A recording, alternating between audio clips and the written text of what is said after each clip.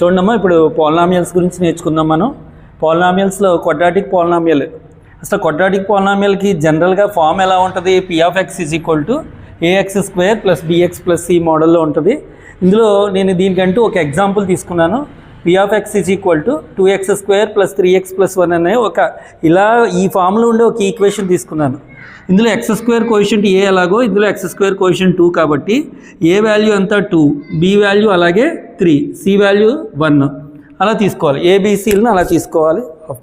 ఇప్పుడు ఈ ఈక్వేషన్ని నేను సాల్వ్ చేస్తాను.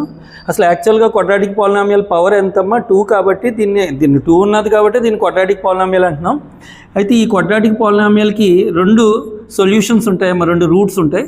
ఆ 2 రూట్స్ ఎలా కనుక్కుంటామంటే, ఇప్పుడు p(x) = 2x² ప్లస్ ఈ 3xని నేను 2 పార్ట్స్ కింద విడగొడుతున్నాను. 2x + x కింద విడగొడుతున్నాను. 2xకి x కలిపితే అంతా 3x + 1. అప్పుడు ఫస్ట్ ఈ 2 టర్మ్స్లోని మనకి 2 కామన్గా ఉంది, మళ్ళీ ఈ 2 టర్మ్స్లోని మనకి x కామన్గా ఉంది. అలా x కామన్ తీస్తే ఇక్కడ x, ఇక్కడ 2x కామన్ వచ్చేసింది కాబట్టి 1. ఈ రెండింటిలోని కామన్గా ఏమీ లేదు కాబట్టి నేను 1 కామన్ అనుకుంటున్నాను. అప్పుడు x + 1 అవుతుంది. ఇప్పుడు ఈ రెండింటిలోంచి కామన్ టర్మ్ ఏంటి? మళ్ళీ x + 1 కామన్గా ఉంది. x + 1 × 2x + 1 వచ్చింది మనకి. అంటే ఇందులోని 2 జీరోస్ వచ్చినాయి, 2 రూట్స్ వచ్చినాయి. ఒకటి x + 1, రెండోది 2x + 1. ఇప్పుడు x + 1ని నేను 0 చేసుకుంటే x = -1 అవుతుంది. అలాగే 2x + 1ని మనం ఇంకో 0 అనుకుంటే 2x = -1, x = -1/2. ఓకే, ఇప్పుడు చూడండి నాన్న, ఇందాక ఇచ్చిన ఈక్వేషన్లోనే నేను ఒక టర్మ్కి బదులుగా అంటే కాన్స్టెంట్కి బదులుగా నేను p అనే ఒక లెటర్ తీసుకున్నాను. ఇప్పుడు p వాల్యూ కనుక్కోవాలి. నేను ఇందాక వచ్చిన జీరోస్ నాకు ఏమేమి వచ్చినాయి? x = -1, x = -1/2 జీరోస్ వచ్చినాయి.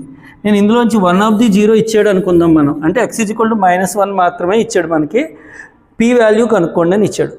అప్పుడు మనం ఏం చేస్తున్నాం? ఈ -1ని తీసుకెళ్ళి x ఉన్న ప్లేస్లో రాస్తున్నాం. అప్పుడు p (-1) = 2 × -1² 3 × -1 + p. ఏమా ఇది ఇందులో సాటిస్ఫై అవుతుంది కాబట్టి దీన్ని = 0 తీసుకుంటున్నాను. అప్పుడు 2 × -1² అంటే ఎంతమ్మా? 1, 3 -1s -3 + p = 0. 2 1s are 2, -3 + p = 0. 2 - 3 అంతా -1 + p = 0. 1 అటుపక్క వెళ్తే p = 1 వచ్చింది. p వాల్యూ ఇక్కడ 1 వచ్చింది అనమాట. అంటే ఇలా అక్షరం ఇచ్చి కూడా మనకి కనుక్కోమని అడిగే అవకాశాలు ఉన్నాయి. ఇలాంటప్పుడు ఏం చేస్తారు? ఒక 0 ఇచ్చేస్తారనమాట. ఓకే.